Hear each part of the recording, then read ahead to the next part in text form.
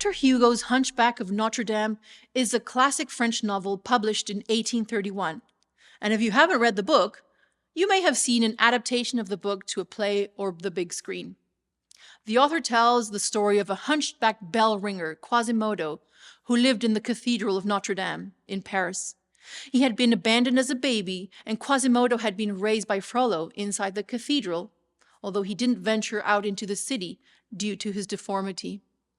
At one point, he goes out to the Festival of the Fools, which is an annual celebration, and there he meets Esmeralda, who is another major character in the novel. She is the love interest of many men, but is quite a controversial character. At times she's adored and hated, and then at one time she's also accused of witchcraft.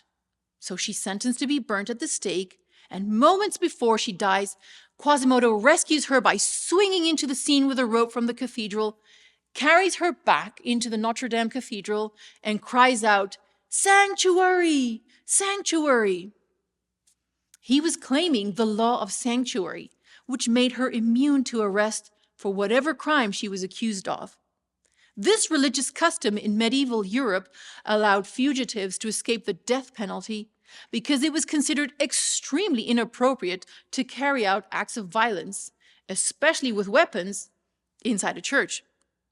Interestingly, if the fugitive was not Christian when he asked for asylum in the sanctuary, it was expected that he convert to Christianity. The downside to claiming sanctuary was that the person was allowed to live, but had to be exiled because if they tried to go back into their community, they would probably be arrested and killed. Apparently, this law predates Christianity according to some historical records, and was used even up to the 20th century in some parts of the world. The Psalms often reference the sanctuary as a place where our help comes from. Some Psalms call it Zion or Holy Hill, Pavilion or Tabernacle, or simply God's house. But the idea is always the same. Look at Psalms 27 verse 5, for example. It reads, "For in the time of trouble he shall hide me in his pavilion. On the secret place of his tabernacle he shall hide me. He shall set me high upon a rock." For David, the experience of the house of God was not a legal asylum-seeking place, but rather a place where he could meet with God and experience the beauty, truth, and goodness of God. If we look at verse 4 of that same chapter, David says he desires to dwell in the house of the Lord all the days of his life and to behold the beauty of the Lord, to inquire in his temple.